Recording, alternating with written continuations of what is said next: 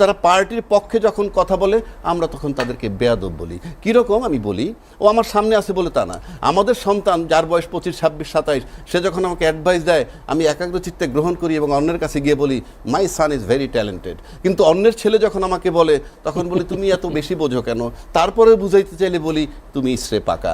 That is our common practice. প্রার্থীর সাথে যেই আইনশৃঙ্খলা বাহিনীর লোক বা ভিতরে যে আইনশৃঙ্খলা বাহিনীর লোক বিএনপির প্রার্থীতা বৈধতা পাওয়ার পর তারা একসাথে তালি বাজাচ্ছে। হাসনাত আব্দুল্লাহর বাবা বলছে প্রয়োজনে 10টা মার্ডার করবে, আমি আমার ছেলেকে ছেড়ে দিয়েছি, যা হয় হবে। লন্ডন থেকে ফেরার পর তারেক রহমান যে পরিকল্পনার কথা জানিয়েছিলেন যে I have a plan, we have a plan, সেটি নির্বাচন কমিশনারের সামনে ছাত্রদল দাঁড়িয়ে অবস্থান নিচ্ছেন এবং দাবি আদায় করছেন, এরকম বলা হচ্ছে। এটি কি কোনো তার প্ল্যানের অংশ কিনা? এই কথাটা বলছে শুধুই ভয় বলছে। কেন বলি, 91 সালে নির্বাচন হইল আপনার ইন্ডিয়ার কেয়ারটেকার গভর্নমেন্টের অধীনে, শাহাবুদ্দিন সাহেবের অধীনে। আপনি বলেন 91 সালে যে নির্বাচনটা হয়েছিল সেখানে শুধুমাত্র এরশাদ সরকারের পতন হয়েছে, তার সাথে তার মন্ত্রী পরিষদ, বাকি টোটাল জিনিসটা ইনট্যাক্ট ছিল। পুলিশ, আর্মি, বিচারপতি ও যত কিছু দেখেন সব ইনট্যাক্ট। সাজানো বাগানে আপনি নির্বাচন করেছেন। আর এবার কি হয়েছে, বায়তুল খতিব পালায়ে গেছে, বাংলাদেশ ব্যাংকের গভর্নর পালায়ে গেছে, বিচারপতিরা পালায়ে গেছে, পুলিশ পালায়ে গেছে, এরপরে যদি বলে আর্মির জেনারেল পালায়ে গেছে, তো কিছুদিন আগে ডিআইজি পালায়ে গেছে, তারপরে যখন নাহিদ বলে আমার কাছে মনে হয় যে অন্তত গুড বুকে থাকি যাতে পরবর্তী সরকার ক্ষমতা এসে আমারে না ধরে, এবং আমি স্বীকৃতি দিচ্ছি যে হ্যাঁ একটা সুন্দর নিরপেক্ষ। কি করে সম্ভব, তিনি কি করে 8 মাস পর পালালেন, এটি নিয়ে কি বলবেন আপনি? হ্যাঁ আমি এটা দেখছি এবং মনোযোগ সহকারে খোটায় খোটায় দেখছি। সরকার আমার কাছে মনে হয় একটা সেফ এক্সিট খুঁজতেছে, কারণ তাকে সেফলি বের হয়ে যেতে হবে এবং সেটা তিনি খুঁজছেন। ইসলাম বলেছেন যে 71-এর মতো নির্বাচন হবে, 91-এর মতো নির্বাচন হবে। এটা আসলে বেসিকটা কি বা এর আসলে সিম্পটমটা কি? কেন 91-এর মতোই, মানে একটি ভালো নির্বাচন হবে কি বলতে বোঝাচ্ছেন তিনি? জি, এটা একেবারেই, যদি আপনি বাংলাদেশের বিগত সময়কার নির্বাচনগুলোর দিকে তাকান, আপনি 2008 সালের নির্বাচন নিয়েও বিএনপির পক্ষ থেকে ওই সময়টাতে মিশ্র প্রতিক্রিয়া ছিল এবং তারা সুপ্ত ইঞ্জিনিয়ারিং কথা 2008 সালের ইলেকশনকে কিন্তু তারা ওই সময়টাতে বলেছেন। এবং আপনার 91-এর যে ইলেকশন, এখানে আমার অনেক শ্রদ্ধার সিনিয়ররা আছেন, তারা ওই সময়টাতে ছিলেন, তারা আরো ভালো বলতে পারবেন। 91-এর ইলেকশনকে মানে এ যাবৎকালের অনেক বেশি যদি ক্রেডিবিলিটির পয়েন্ট অফ ভিউ থেকে আপনি দেখেন বা অ্যাকসেপ্টেন্সের ভিউ পয়েন্ট থেকে দেখেন, 91 ইলেকশনকে কনসিডার করা হয়। এবং 91 ইলেকশনে আপনি দেখবেন যে তখন বিএনপিও আসলে 1/3 মেজরিটি পায় না, 140 সিটস হচ্ছে তারা অকুপাইড করেছিলেন। পরবর্তীতে জামাত ইসলামের সমর্থনে 18টা সিট জামাত ইসলামের ছিল, সেই সমর্থনে তারা সরকার গঠন করে। সেখানে আওয়ামী লীগের 40টা প্লাস মাইনাস সিট ছিল। তো সব মিলে এই ইলেকশনটাকে ইলেকশন যতগুলো হয়েছে অ্যামং দি ইলেকশনস, এই ইলেকশনটাকে ক্রেডিবল এবং অ্যাকসেপ্টেবল ইলেকশন হিসাবে আমরা ধরি। কাজে সেই ইলেকশনটাকে তিনি রেফারেন্স করেছেন, এটা একটা পলিটিক্যাল রেটরিক, এটা একটা উদাহরণ হিসাবে তিনি এখানে পেশ করেছেন। এবং দেখেন, আমার কাছে মনে হয় যেই বিষয়টা আপনি, যে প্রশ্নটা আপনি করেছেন, এটা যদি অ্যাকচুয়াল উত্তরটা আমি আপনাকে দেই, বাংলাদেশে এখন সকল দল, সকল মতের মানুষরা একটা ব্যাপার জানে যে আগামীর বাংলাদেশের যে সংকট, এই সংকটকে যদি আপনি দূরীভূত করতে চান, এই সংকটকে যদি মিটিগেট করতে চান, আপনাকে একটা ক্রেডিবল, একটা অ্যাকসেপ্টেবল এবং একটা ভালো ইলেকশন আপনাকে করতে হবে। উইদাউট দিস আপনার কিন্তু আর কোনো সেকেন্ড মানে ওয়ে আউট নাই। কাজেই ইলেকশনকে ভালো করার জন্য আমরা আমাদের মতন করে সমালোচনা জারি রেখেছি, আমরা আমাদের মতন করে কথা বলছি, আমরা আমাদের মতন করে আমাদের অভিযোগ, আমাদের অনুযোগ, আমাদের কষ্ট, আমাদের ভালো লাগে, আমরা সবকিছুই কিন্তু সব জায়গায় আমরা বলার চেষ্টা করছি। রিয়াজ, আপনাকে অসংখ্য ধন্যবাদ। 5ই আগস্ট পরবর্তী সময়টা কিভাবে দেখছেন মিডিয়াতে এবং এর আগের যে সময়টা ছিল সেটি নিয়ে কি বলবেন, একটু 2 মিনিটে জানতে চাই আপনার বক্তব্য। ফ্যাসিজমের সময়, সুতরাং আপনি ওটা দেখেই বড় হয়েছেন এবং আপনার কাছে মনে হয়েছিল ওইটাই জীবন, ওইটাই গণমাধ্যম, কথা বলতে পারবেন না ওটাই গণমাধ্যম, আপনাকে গুম করবে ওটাই গণমাধ্যমের থিওরি। কাজে আপনি একেবারে ওই ক্ষমতাসীন সরকারের গোলাম যেভাবে থাকে সেভাবে আপনারা ছিলেন, কোনো সন্দেহ নাই। সুতরাং আপনি এই 5ই আগস্ট হওয়ার পর টের পেয়েছেন যে না, আসলে আমাদের ওই কালটা খারাপ ছিল, পরবর্তীতে আপনার এই সময়টা একটু ভালো হয়েছে। এখানে বসে সরকারকে কেউ বলে অথর্ব, কেউ বলে সুদখোর, কেউ বলে এনজিও সরকার, আমি কোনোটাই আমলে নিচ্ছি না, কোনোটা উড়িয়েও দিচ্ছি না, কিন্তু বলতে পারছেন। এই যে বলতে পারছেন, তখন আপনি বুঝছেন যে আপনার স্বাধীনতা ছিল না। ইনশাআল্লাহ তাআলা আবার সামনে নির্বাচন হচ্ছে, নির্বাচন পরে টের পাবেন যে আপনি এই 1 বছর যেভাবে এনজয় করেছেন সেখানে যাবেন নাকি পিছের 12 বছরে যাবেন, সেটাই জানতে চাই পরবর্তীতে কেমন হবে সেটা আপনারা দেখবেন। কিন্তু আমি আশা করি যে আপনি এই 1 বছর যেভাবে ছিলেন সেভাবে থাকেন, কারণ বাংলাদেশ সবাই থাকতে পারে। ওই যে কি বলে ফ্রিডম অফ স্পিচ বলে একটা কথা। ফ্রিডম অফ স্পিচ সবসময় বাংলাদেশে কেন, সারা পৃথিবীতেই থাকে, বাট ফ্রিডম আফটার স্পিচ থাকে কি না সেটা দেখবেন। এইবার আসেন আপনার এই একটা কথা বলছে যে কি বলে, ওই যে ও কিছু কথা বলেছে, তাহসিন রিয়াজ, হ্যাঁ তাহসিন রিয়াজ কথা বলছে যে 91-এর মতো নির্বাচন হবে। নাহিদ ইসলাম বলেছে, হ্যাঁ নাহিদ ইসলাম বলেছে ভালো কথা। আমি ওদেরকে ইনফ্যাক্ট তারা বয়সে আমার ছোট হইলেও আই রেসপেক্ট দেম, কারণ তারা একটা বিশাল নেতৃত্ব দিছে, 1 নম্বর। 2 নম্বর, তারা দল গঠন করেছে, তাদের বয়স সবার 25-এর ঊর্ধ্বে। সংবিধান বলছে 25 হইলে এমপি হইতে পারবে, এমপি হলে সে মন্ত্রী হইতে পারে। সুতরাং আমি তাদেরকে শ্রদ্ধা করি, সম্মান করি, বাট কাছে যখন আসে হয়তো ছোট ভাইয়ের মতো ট্রিটমেন্ট করি। কিন্তু ইনফ্যাক্ট তারা শ্রদ্ধা পাও না, যেহেতু সে পার্টি, এবং তারা পার্টির পক্ষে যখন কথা বলে আমরা তখন তাদেরকে বেয়াদব বলি। কীরকম আমি বলি, ও আমার সামনে আছে বলে তা না, আমাদের সন্তান যার বয়স 25, 26, 27, সে যখন আমাকে অ্যাডভাইস দেয় আমি একাগ্রচিত্তে গ্রহণ করি এবং অন্যের কাছে গিয়ে বলি মাই সান ইজ ভেরি ট্যালেন্টেড। কিন্তু অন্যের ছেলে যখন আমাকে বলে তখন বলি তুমি এত বেশি বোঝো কেন, তারপরে বুঝাইতে চাইলে বলি তুমি ইসরে পাকা। That is our common practice. সুতরাং তাদেরকে আমরা নেতা হিসেবে অ্যাকসেপ্ট করি নাই, এটা আমাদের সবচেয়ে বড় বদান্যতা। আর এটার অন্যতম কারণই হলো যাদের বয়স 60-65-এর ঊর্ধ্বে উঠে গেছে, ওদের একটাই থিওরি, ওরা মনে করে ওরাই সব। ইটস রং, এখান থেকে সরে আসতে হবে। কিন্তু ওরা যে বলছে 91-এর মতো নির্বাচন হবে, আমার কাছে মনে হয় সিম্পটমটা কি আপনার কাছে? এটা আমার কাছে মনে হয় ওদের বিপ্লব ব্যর্থ হয়েছে বা অভ্যুত্থান ব্যর্থ হয়েছে, ওদের ভিতরে ভয় কাজ করে। এখন কোন এনসিপি ভয় কাজ করে, আমি বলছি ভয় কাজ করে, কারণ হাসনাত আব্দুল ইতিমধ্যে বলছে অন্তর্বর্তীকালীন সরকারকে ছাত্ররাই নিয়োগ দিয়েছে বলেছে। ঠিক আছে, আমি মানলাম তো। হাসনাত আব্দুল অলরেডি বলতেছে আমরা জীবনের ঝুঁকি নিয়ে নির্বাচন করতেছি। হাদি মারা গেছে বিকজ তাদের যে থিওরিটা, তাদের যে কনসেপ্টটা, it's a new concept which is not accepted by any of the party যারা পাওয়ারে ছিল। যে 2টা পার্টি পাওয়ারে ছিল তাদের কেউ তাদেরকে অ্যাকসেপ্ট করে নাই, এবং আজকে তারা ভীত সন্ত্রস্ত। আর যে কথাটা বলছে শুধুই ভয় বলছে। কেন বলি, 91 সালে নির্বাচন হইল আপনার ইন্ডিয়ার কেয়ারটেকার গভর্নমেন্টের অধীনে, শাহাবুদ্দিন সাহেবের অধীনে। আপনি বলেন 91 সালে যে নির্বাচনটা হয়েছিল সেখানে শুধুমাত্র এরশাদ সরকারের পতন হয়েছে, তার সাথে তার মন্ত্রী পরিষদ, বাকি টোটাল জিনিসটা ইনট্যাক্ট ছিল। পুলিশ, আর্মি, বিচারপতি ও যত কিছু দেখেন সব ইনট্যাক্ট। সাজানো বাগানে আপনি নির্বাচন করেছেন। আর এবার কি হয়েছে, বায়তুল মালের খতিব পালায়ে গেছে, বাংলাদেশ ব্যাংকের গভর্নর পালায়ে গেছে, বিচারপতিরা পালায়ে গেছে, পুলিশ পালায়ে গেছে, এরপরে যদি বলে আর্মির জেনারেল পালায়ে গেছে, তো কিছুদিন আগে ডিআইজি পালায়ে গেছে।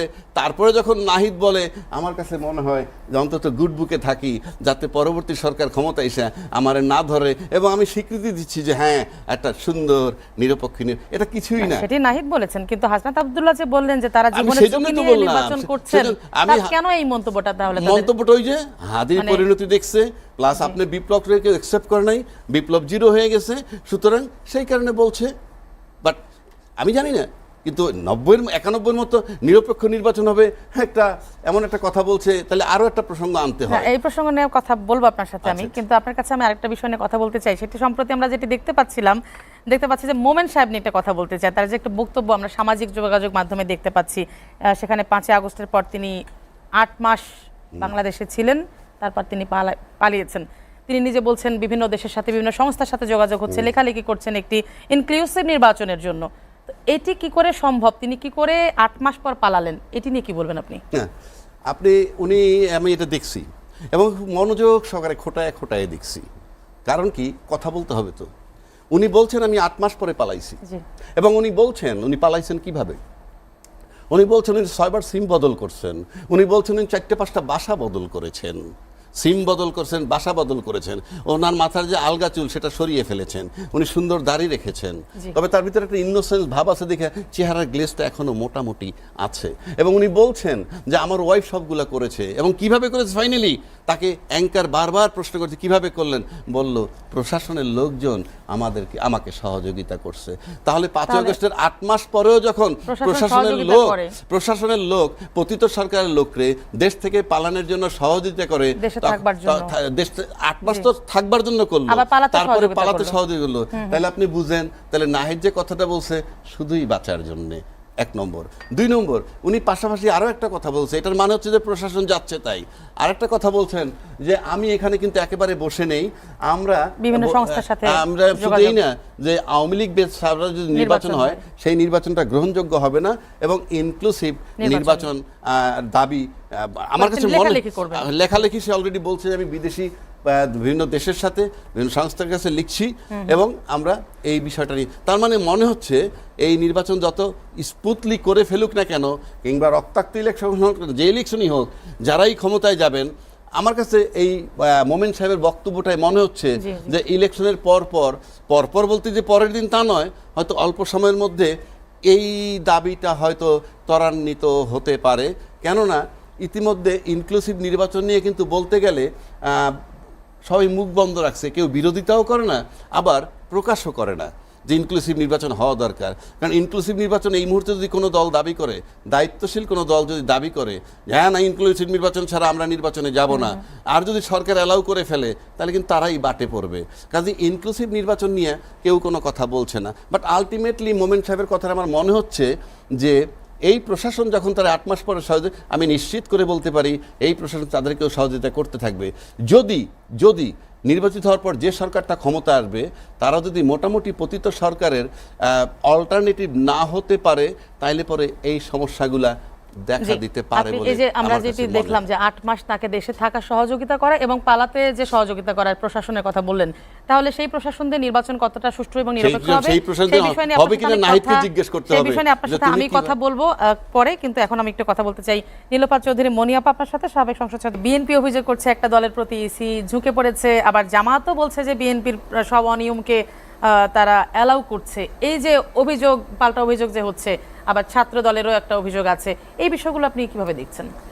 দেখেন, একটা নির্বাচনের অভিযোগ পাল্টা অভিযোগ খুব বেশি খারাপ কিছু না, অভিযোগ থাকবে, কারণ এটাই হচ্ছে নির্বাচন। আমি তার চুলচেরা হিসাব করব, সে আমার চুলচেরা হিসাব করবে, কিন্তু এটা নির্বাচনে ওই জায়গাটা পর্যন্ত থাকাটাই বেটার।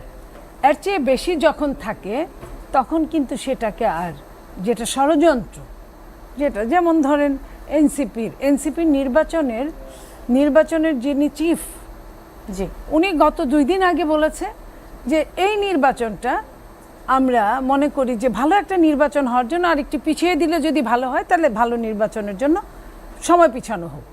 গেল যখন নির্বাচনের 1 মাসের চেয়ে কম সময় আছে, মাত্র তখন 24 বললেন, দিন। হ্যাঁ, গতকালকে বললে যে নির্বাচনে আমরা পার্টিসিপেট করব কিনা এখন আমরা স্থির করি না। যখন তারা প্রত্যেকেই যারা ক্যান্ডিডেট মাঠেও যাচ্ছে, কথাও বলছে, আজকে যখন কথা বলার একটা জায়গায় আমি আস্তে আস্তে দেখলাম ভিডিওতে ফেসবুকে যে হাসনাত আবদুল্লাহর বাবা বলছে প্রয়োজনে 10টা মার্ডার করবে, আমি আমার ছেলেকে ছেড়ে দিয়েছি, যা হয় হবে। এই জিনিসগুলো এটা ভালো না। অন্য জিনিসগুলো যেটা দোষারোপ করা, ও আমাকে বলবে আমাদের বেশি প্রোটেকশন দিচ্ছে, আমি ওকে বলবো ওদেরকে বেশি প্রোটেকশন দিচ্ছে, এগুলো সব ঠিক আছে। জামাত আমাকে দোষারোপ করবে, কারণ এখন আওয়ামী লীগ নাই, ফ্যাসিস্ট নাই, এদের মধ্যে থেকে একজন সরকারি দল হবে, একজন বিরোধী দল হবে। তো সেখানে অভিযোগ পাল্টা অভিযোগ যদি সেটা সুন্দরের মধ্যে হয়, সুন্দরকে আমি সব সময় পছন্দ করি, স্বাগত জানাই। কিন্তু যে জিনিসটা আপনি যেটা বললেন যে ইসি ঝুঁকে পড়া, আমি যদি ওই জায়গাটাই বলি যে আমি প্রমাণ সহ কথা বলতে চাই, তারা কিন্তু প্রমাণ ছাড়া কথা বলেছে। এনসিপি যেদিন ইসির কার্যালয় ঘেরাও করেছিল বিএনপির পক্ষপাতিত্ব নিয়ে, সেদিন ইসির দোষটা ছিল এরকম যে ইশরাক রায় পেয়েছে কোর্টের, রায়ের পরে ইসি থেকে গেজেট হয়েছে। এই গেজেটটা কেন ইসির বাবারও সাধ্য নেই গেজেট না করার, ইসিকে এটা করতে হয়, এটা অফিসিয়ালি। সো ইসিকে ওই জন্য তারা ঘেরাও করলো এবং তাদের পদত্যাগ চাইলো। সেটা আমি সহজভাবে নিলাম না, কারণ এটা আমি বলবো দোষারোপভাবে নিলাম। বাট আমি যে কথাটা বলবো, ইসি যেটা করেছে প্রমাণ সাপেক্ষে, ইসি যে পোস্টাল ব্যালটটা করেছে, সেই পোস্টাল ব্যালটে যেভাবে এতগুলা শতাধিক ছবি সম্মিলিত করেছে, সেখানে ধানের শীষকে নরমালি আপনি খুঁজে পাবেন না, একটা ভাঁজের মধ্যে পড়েছে। আমি বলি নরমালি খুঁজে পাবেন না, খুঁজতে ওই কোনায় আপনাকে আশ্রয় নিতে হবে দূরবীক্ষণ যন্ত্রের, অথবা আপনার চোখের চেয়ে চশমার আশ্রয় নিতে হবে। নিয়ে আপনি যাও বা পাইলেন, আপনি ওইখানে সিল মারবেন, সিল মারে কাগজটা ভাঁজ করবেন, আরেক ঘরের মধ্যে কাগজের জলছাপ পড়বে। কথা আছে যে ভোটের যে একটা দাগ বের হয়ে যদি আরেক দাগে যদি ভোটের তাহলে কোনো যায় তাহলে ওটা বাতিল করা হবে, হ্যাঁ। তাহলে আপনি জেনে শুনে ইসি যদি সামনে বিএনপি বড় দল দেখে একটা চ্যালেঞ্জ সম্ভ্রম দেখায়, সম্ভ্রম দেখানোর জন্য আমার বড় ভাই এবং ছোট ভাইরা বলে যে ইসি পক্ষপাতিত্ব করছে, তাইলে ইসি যে এত বড় একটা ঘটনা ঘটালো, এইটা ঘটানোর আগে সবগুলা দলকে নিয়ে বসা উচিত ছিল যে আমি পোস্টাল ব্যালট বানাবো, এইভাবে বানাতে চাই, তোমরা কি বলো? এবং সেইখানে আলফাবেটের যে ডিজাইনটা করেছে, আলফাবেটের নিয়ম নীতি মানা হয় নাই, অ্যালফাবেট থেকেই মানা হয় নাই। অনুযায়ী যদি আমরা বাংলায় যদি ধরি তাহলে দ ধ যদি আসে, হ্যাঁ। তাহলে দতে দাড়িপাল্লা আগে থাকছে, ধতে ধানের আমি শীষ পরে থাকছে। আকারের পরে কিন্তু একার হয়, একারের পরে আকার হয় না। হ্যাঁ। আপনি প্রথমে যদি আনারস আরো কি কি যে আছে জি। ওগুলাই আপনি যদি দেখেন আলফাবেট ওইভাবে আসে নাই, সিরিয়ালি আসে ওইভাবে সিরিয়ালি আসে নাই। এইখানে এসে আপনি, আমি দাড়িপাল্লা নিয়ে কথা বলছি না, শাপলাকলি নিয়েও কথা বলছি না, আমি আপামর সবগুলো ভাঁজের মার্কার মধ্যে উপর পড়ে গেছে। যে মার্কাটা একটা ভোট পাবে না, এরকম অনেক মার্কা আছে, সেই মার্কাকে আপনি এত গুরুত্ব দিলেন, আর বরাবরই যে মার্কা ভোট পাবে সেই মার্কারে আপনি চিপার মধ্যে ঢুকায় রাখলেন এবং সেটা ভাঁজ করলে আপনার আরেক সমস্যা হবে। রাজনৈতিক একটি বড় দল, এটা একটা গেল, আমি প্রমাণ সহ দেখালাম। তাহলে ইসি কার পক্ষে, কার ভোটটা, কার মার্কাটা প্রথমে আছে আপনি তাকে খুঁজে বের করেন, আমার খোঁজার দরকার নাই। দ্বিতীয়ত হলো আপনার কোন একটা দলের নেতাদের বাড়িতে এই ব্যালটগুলো পাওয়া যাচ্ছে বিদেশের বাড়িতে, একের অধিক বিদেশে, তাহলে যাদের বাড়িতে, এটা তো ইসি এইখান থেকে নিজেকে এই তথ্যপাত্র তাকে দিতেই হবে। সে কিভাবে দিল যে আরেক নেতার বাড়িতে শত শত আপনার ব্যালট পাওয়া গেল, তো এই যে শত শত ব্যালট পাওয়া গেল, তাহলে ইসি সখী তুমি কার? এখন কিন্তু প্রমাণে বোঝা যায় সখী কার সঙ্গে রাতে কথা বলে আর কার সঙ্গে সকালবেলা কথা বলে। তা এখন আমরা কোনটা ধরবো, যেটা সকালবেলা 10 জনের সামনে কথা বলে খাতির যত্ন করে ওইটাই কি আসল, নাকি রাতের অন্ধকারে যার সঙ্গে গিয়া আদান প্রদান করে ওইভাবে কাজ করে সেটাই আসল? আমার তো এইখানে একটা বড় একটা প্রশ্নবোধক চিহ্ন। তো এই কথা সত্যকে সত্য হিসেবে বলা যাবে না, সত্যকে সত্য হিসেবে বলে যদি আপনার ইসিকে সাবধান করা হয়, এবং ওইখানে আপনি দেখেন ছাত্রদলের ছেলেরা গেছে ঘেরাও দেওয়ার জন্য, ঘেরাও কিন্তু এই প্রথম না, এনসিপি ঘেরাও দিয়েছে, জামাত অবজেকশন করেছে, আর অন্যান্য দল করেছে। জামাতে যে শুধু অভিযোগ পাল্টা অভিযোগ করেছে, মানে অভিযোগ করেছে, পাল্টা অভিযোগও বিএনপি করেছে যে একটা দলের প্রতি ঝুঁকে পড়েছে, এটা তো শেষে যেটা অনিয়মগুলোকে অ্যালাউ করছে। বিএনপি একমাত্র এই 1.5 বছরে নির্বাচন চাওয়া ছাড়া আর কারো কোনো অভিযোগই করে নাই, যেটা বিএনপি প্রতিনিয়ত সকাল বিকাল সন্ধ্যা রাতে অভিযোগের শিকার হচ্ছে, বুলিং এর শিকার হচ্ছে এবং প্রপাগান্ডার শিকার হচ্ছে। তাহলে এই বিএনপি কিছুই করে না এখন পর্যন্ত। যখন ছাত্রদল ঘেরাও দিয়েছে তখন কিন্তু বিএনপির মহাসচিব ইসির পক্ষে যায় কথা বলেছে, খেয়াল করেন আপনি। তার মানে কি, বিএনপি যে কোনো মূল্যে একটা নির্বাচন চায়, যে নির্বাচনটা হলে দেশের স্থিতিশীলতা আসবে, দেশের গণতন্ত্র মুক্তি পাবে। এখন পর্যন্ত আমরা যেটাই বলি না কেন, একটা ফ্যাসিস্ট চলে গিয়েছে, কিন্তু গণতন্ত্র কিন্তু অ্যাডভান্স হয় নাই। এখনো আমরা অনির্বাচিত সরকারের আন্ডারে আছি, আমাদের প্রয়োজনে আছে, আমি অস্বীকার করছি না। যে বিষয়টি নিয়ে কথা বলছিলাম, অভিযোগ পাল্টা অভিযোগ, সেখানে আপনাদের বিরুদ্ধে অনেক অভিযোগ পাই আমরা। আজকে গত পরশুদিন বিএনপি প্রধান উপদেষ্টার সঙ্গে দেখা করেছেন এবং গতকাল জামাত দেখা করেছেন, বৈঠক করেছেন, আজ এনসিপি বৈঠক করেছেন। তো এই বৈঠক থেকে আপনাদের কি তথ্য আসছে, বা ছাত্রদল নিয়েও কোনো অভিযোগ করা হয়েছে, তারা রাজনীতিতে মানে কিছু, নাহিদ ইসলাম বলেছেন যে লন্ডন থেকে ফেরার পর তারেক রহমান যে পরিকল্পনার কথা জানিয়েছিলেন যে I have a plan, we have a plan, সেটি নির্বাচন কমিশনারের সামনে ছাত্রদল দাঁড়িয়ে অবস্থান নিচ্ছেন এবং দাবি আদায় করছেন, এরকম বলা হচ্ছে। এটি কি কোনো তার প্ল্যানের অংশ কিনা, কি বলবেন এটি নিয়ে? দেখেন, আমাদের পক্ষ থেকে আজকে প্রধান উপদেষ্টার কাছে একটা মিটিং ছিল, এবং এই মিটিংটা এক্সেপশনালি নাহিদ ইসলাম বা এনসিপির সাথে না, তার আগে জামাত ইসলামের সাথেও হয়েছে, এবং তার আগে আপনার জাতীয়তাবাদী দল বিএনপির সাথে হয়েছে। আর এখানে আমরা আমাদের পক্ষ থেকে বেশ কিছু অভিযোগ আমরা বলেছি। এটা একটা কার্টিসি মিটিং ছিল আমাদের পক্ষ থেকে। আপনি জানেন যে বিগত 2-3 দিন ধরেই আমরা এই কথাগুলো বলছিলাম যে অলমোস্ট 18 থেকে 19 জন যারা ডুয়েল সিটিজেন ইস্যু ছিল, যারা ঋণ খেলাপি ছিল, তাদেরকে হচ্ছে অনেকটা অযাচিতভাবে ইলেকশন কমিশন তাদেরকে হচ্ছে আপনার মনোনয়ন, তাদের বৈধতা দিয়েছে। এবং খুবই সিগনিফিক্যান্ট একটা কমেন্ট, যেটা অলমোস্ট সকল পত্রিকায় এসছে। সেই পত্রিকায় এই কমেন্টটা আপনি তো নিজেও দেখেছেন হয়তো। সেখানে একজন প্রার্থীকে, বিএনপির একজন প্রার্থীকে নির্বাচন কমিশন বলেছে যে মনোনয়ন বৈধ করে দিলাম, কিন্তু ব্যাংকের টাকাটা দিয়ে দিও, মানে this is how they are going. তো দেখেন এটা খুবই প্রাসঙ্গিক একটা আলাপ যে আপনি লিগ্যাল ফ্রেমওয়ার্কের মধ্যে আপনি আসলে কোন প্রার্থীদেরকে আপনি অ্যালাউ করবেন, কোন প্রার্থীদেরকে আপনি অ্যালাউ করবেন না। আপনার এমন প্রার্থী যারা আপনার ডুয়েল সিটিজেনশিপ ক্যারি করতেছে, যেটা আইনগতভাবে বৈধ না, আপনি এমন প্রার্থীকে আসলে অ্যালাউ করবেন কিনা। যদি আপনি অ্যালাউ করেন সেটা কোন বেসিসে করবেন সেটা তো আমরা জানতে চাইতেই পারি, এটা অস্বাভাবিক কোনো ঘটনা না। জি।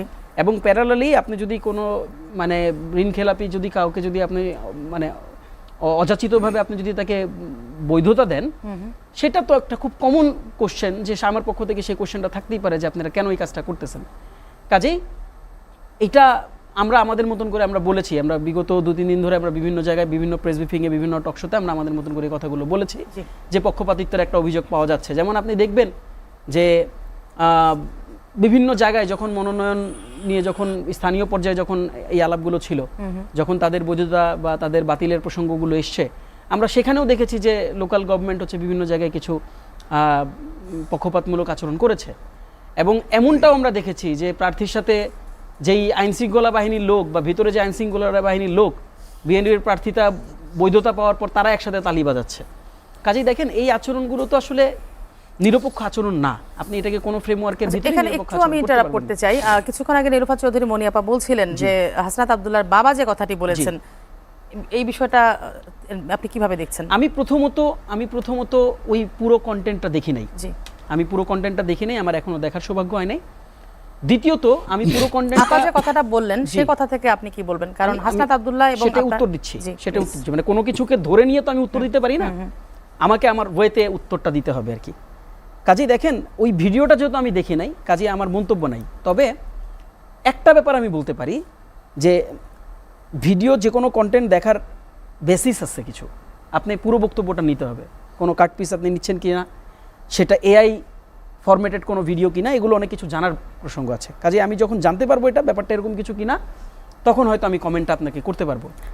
আর আপনি যেটা প্রসঙ্গ যেটা বলেছেন যে নীলুফা আপনার কাছে যতটুকু শুনেছি ততটুকুর উপর কি বলবো, দেখেন এটা হাসনাত আব্দুল্লাহর বাবার প্রসঙ্গ না, এটা যে কেউ যদি বলে যে আমি আমার ছেলে পারলে 3টা খুন করবে, এটা তো আইনগতভাবে মানে রাইট কোনো স্পিচ না, এটা যে কেউই দেখ, এটা কারোর জন্যই এই স্পিচটা আপনার প্রযোজ্য না। এটা হাসনাত আব্দুল্লাহর বাবার প্রসঙ্গে আমি বলছি না, এটা যেই বলুক এটা লিগ্যাল ফ্রেমওয়ার্কে। তবে এটা যদি এমন কোনো রেটরিক হয়ে থাকে যে সে যদি এমনভাবে কোনো বক্তব্য যদি তিনি আর্টিকুলেট করতে চায় বা বলতে চায়, যেমন হাদিকে মারতে এসছে, ওই সময় যদি হাদি এটাকে এনকাউন্টার করতো, ওইটাকে আপনি কিভাবে বিশ্লেষণ করতেন?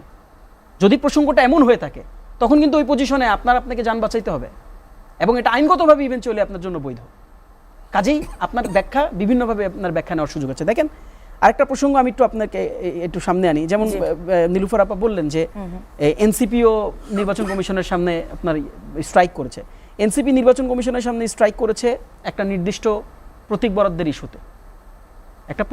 ইস্যুতে, স্ট্রাইক করেছে।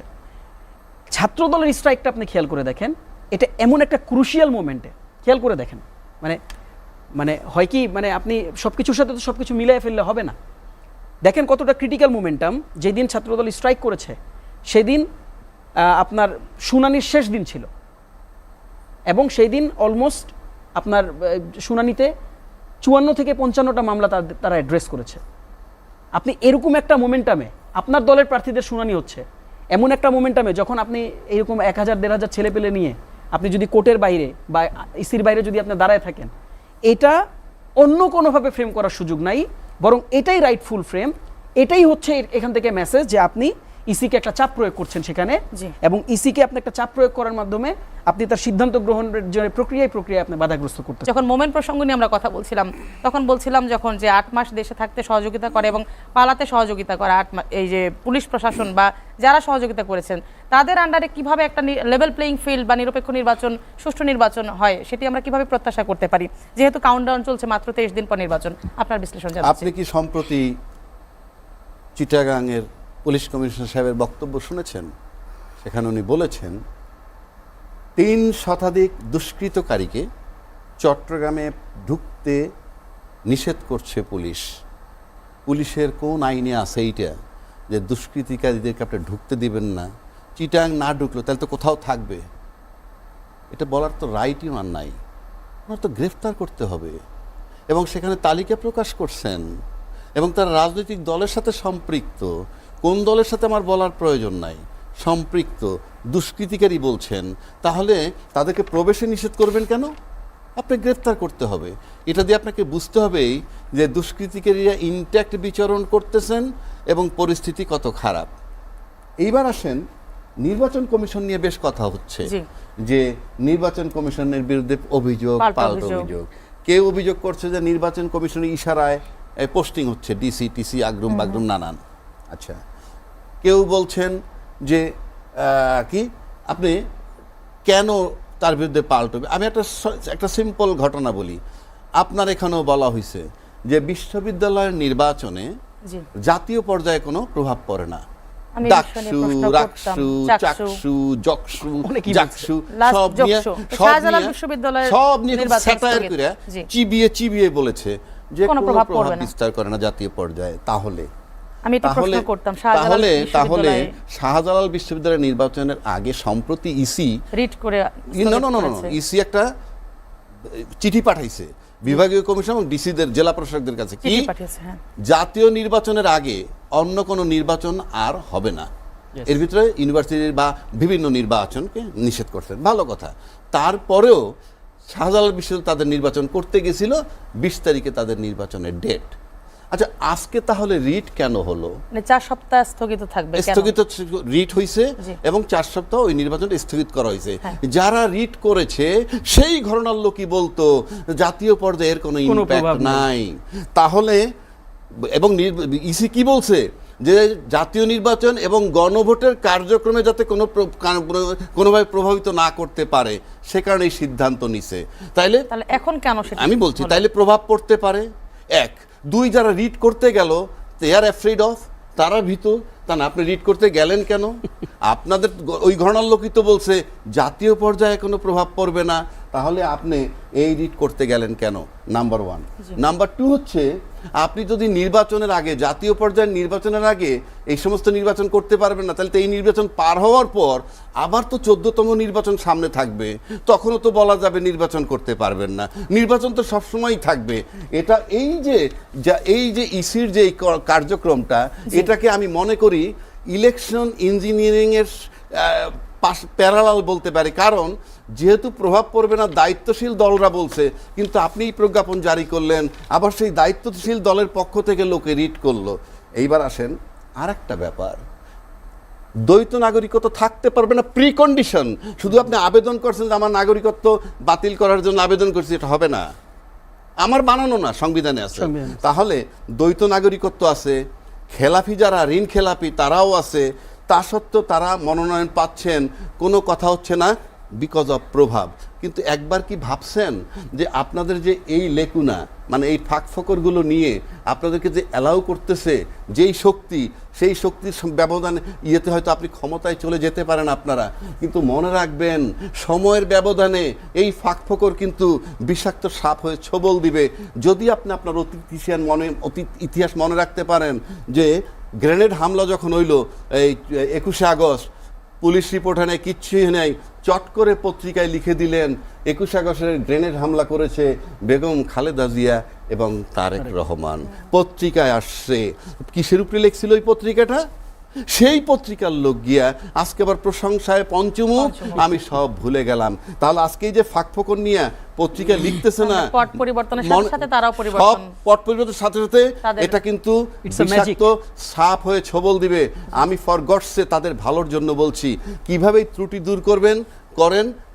আমাকে যদি কেউ মনে করে সমালোচনা ফর গডসে, আমি তাদেরকে ভালোবেসে এই প্রস্তাবটা রাখলাম। কাজে ইলেকশন কমিশন পক্ষপাতিত্ব কার করছে আপনি এখানেই বুঝতে পারবেন। ঋণ খেলাপি অ্যালাউড, দ্বৈত নাগরিকত্ব অ্যালাউড, আবার সেই অ্যালাউড নিয়ে যে আপনি যাচ্ছেন সময়ের ব্যবধানে সেটা বিপদগ্রস্ত। জামাত কিন্তু বলছে যে বিএনপি সব অনিয়মকে তারা অ্যালাউ করছে। আমি তো কোনো দল বলি নাই, আমি চিত্র দিলাম। তো সময়ের ব্যবধানে যখন এইগুলো সবল মারবে, ইলেকশন কমিশনের কিছু হবে না, কারণ আমলাদের কিছু হয় না, অতীত ইতিহাস নাই।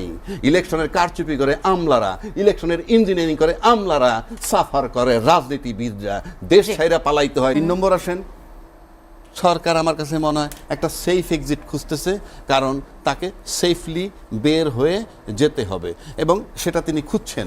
যেমন এই যে ইসি নিয়ে এত কথা হইলো, ইসি কি আদৌ এই চিঠি দিতে পারে যে নির্বাচন স্থগিতের কথা? অন্যান্য নির্বাচন স্থগিত করা? এক। দুই নম্বর, বড় দল বলছিল যে এটার কোনো ইম্প্যাক্ট নাই, তো ইসি লেখুক না, রিড করার দরকার কি? আচ্ছা, 3 নম্বর আমাদের আসেন। সময় একদম তিন শেষ। নম্বর, হ্যাঁ, জি। সব শেষ করে দিচ্ছি।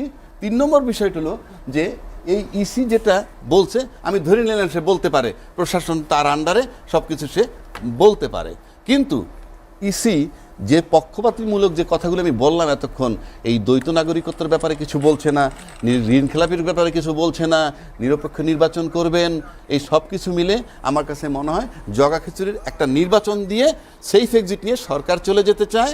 আর সবচেয়ে প্রভাবশালী দলের নিয়ন্ত্রণে সরকার আছে। আর একটা কথা বলছিলাম অনেক আগে, 3টা স্টেক হোল্ডার যদি একত্র হয়, সেনাবাহিনী, রাজনৈতিক বড় দল এবং সরকার, এখন পর্যন্ত 3টে স্টেক হোল্ডার নির্বাচনের পক্ষে আছে, একটা নির্বাচন হবে বলে মনে হচ্ছে।